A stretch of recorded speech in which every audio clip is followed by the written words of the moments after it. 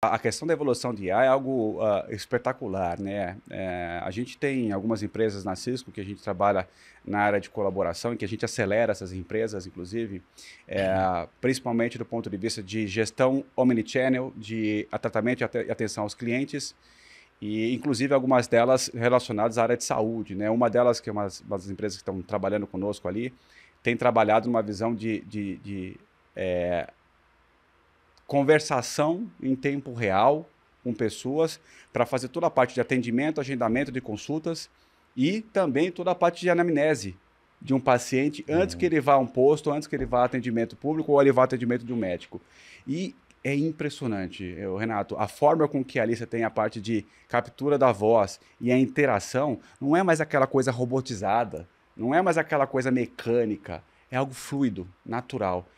É assustador algumas vezes, viu, Renato? Eu vejo quando eu converso com as minhas ferramentas, Aham. a gente escolhe a voz que a gente quer. Exato. Se tem uma boa conexão ou naquele momento a plataforma está estável, o diálogo flui, é gostoso, É é muito agradável. bacana. Né? É muito E aí a gente tem até uma coisa que a gente trata muito aqui, né, Castilho? Entre aspas, o risco das pessoas acreditarem e dependerem piamente de todos esses modelos e substituírem comportamentos. Esse é um desafio que a gente tem hoje. Então, aquela questão da substituição de trabalhos ou de interações humanas para sistemas, e eu até costumo dizer, já falo isso, Cortella fala isso, a base de dados hoje é muito melhor que a base de dados humana. Dei uma aula de marco civil outro dia e ele sabe muito mais de marco civil que eu estudei 10, 12 anos da minha vida só marco civil. O que a gente tem que fazer é essa improvisação que a IA não faz, esse ingrediente, que tem a ver com a educação digital. Porque hoje isso a gente tem que colocar como skill, isso tem que ser desenvolvido e não para nunca mais, porque isso só atualiza, avança. né? Nessa linha, você, presidente da Cisco, que acompanha isso na linha de frente, né, no limite da tecnologia, quais são as perspectivas? O que vai mudar na vida das pessoas e também na substituição de certas funções? Excelente pergunta, Renato. Bom, a gente vive isso no dia a dia com os nossos clientes, né? Hoje, você vê grandes empresas que principalmente têm uma relação do B2C em especial, né? Ou seja, bancos, áreas de varejo e tudo mais, buscando aperfeiçoamentos e melhorias na sua área de atuação, principalmente do relacionamento do cliente.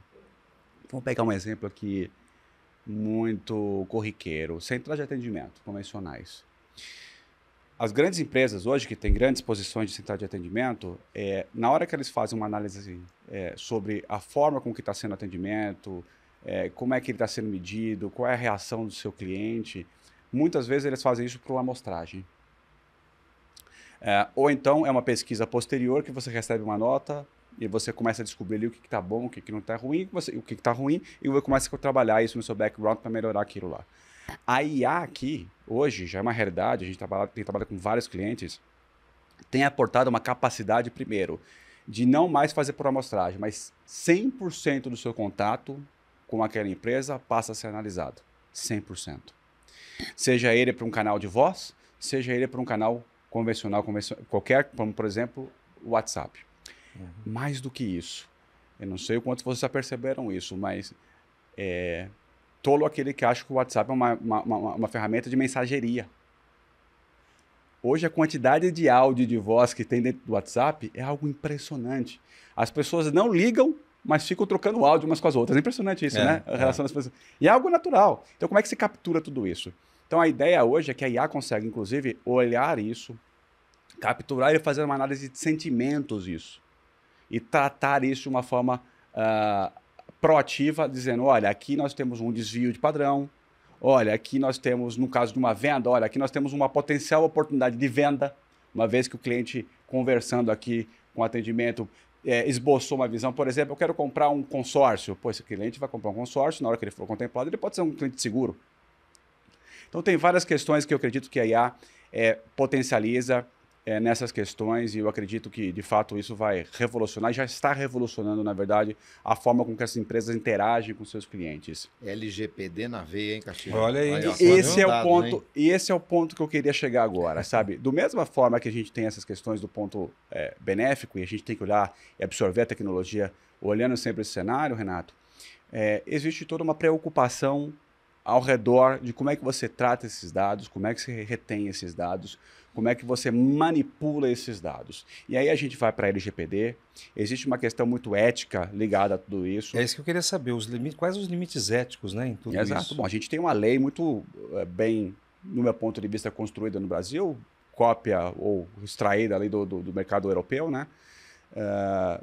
E que a gente precisa seguir. E isso é uma realidade hoje, né? Empresas que quebram essa questão de LGPD, o Renato está aqui para falar melhor do que eu, as multas são severas ali em cima, né? Então, não há que se falar de infraestruturas ou arcabouço de infraestruturas de inteligência artificial sem que se pense em conjunto com a área de segurança. Então, questões de cibersegurança ligado ao IA são fundamentais. Não se pode deixar e disponibilizar uma infraestrutura de IA, seja ela para uso interno, seja ela para externalização, sem que você coloque essa parte de IA. As empresas até então começaram a trabalhar na IA com birôs muito focados em pequenas aplicações, usando o ChatGPT ou alguma solução de IA ali. Quando você extrapola a infraestrutura de IA para uso massivo nas suas aplicações, é um outro game. E é um outro game. E aqui talvez onde a gente mais observa os desafios das empresas na evolução do IA. Porque não é uma questão só de segurança, mas do ponto de vista também de gestão e governança. Como você faz a gestão e governança dessa infraestrutura?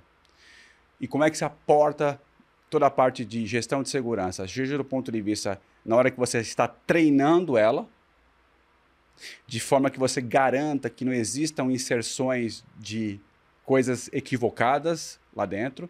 E veja, a IA vai aprender o que você ensinar a ela, inclusive coisa errada. Né? Inclusive coisa errada.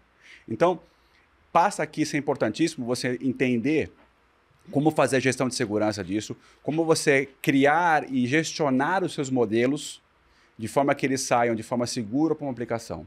E ademais de tudo isso, um ponto importantíssimo nessa questão de IA, e a gente vem discutindo muito com os clientes, como é que você garante que você não vai ter inserções ou strings de inserções em uma consulta sua, de forma que a volta possa ser uma quebra de informações de LGPD, uma visão não ética, a disponibilização de informações sigilosas para um meio comum e, mais do que isso, estratégia da companhia. Você imagina você ter uma inserção capturada de uma string de pergunta e resposta que você faça a IA e você insira um tipo de código malicioso ali no meio que a volta daquilo abra toda a sua estratégia, por exemplo, de distribuição de produtos para o mercado de varejo no Nordeste, para o seu maior concorrente.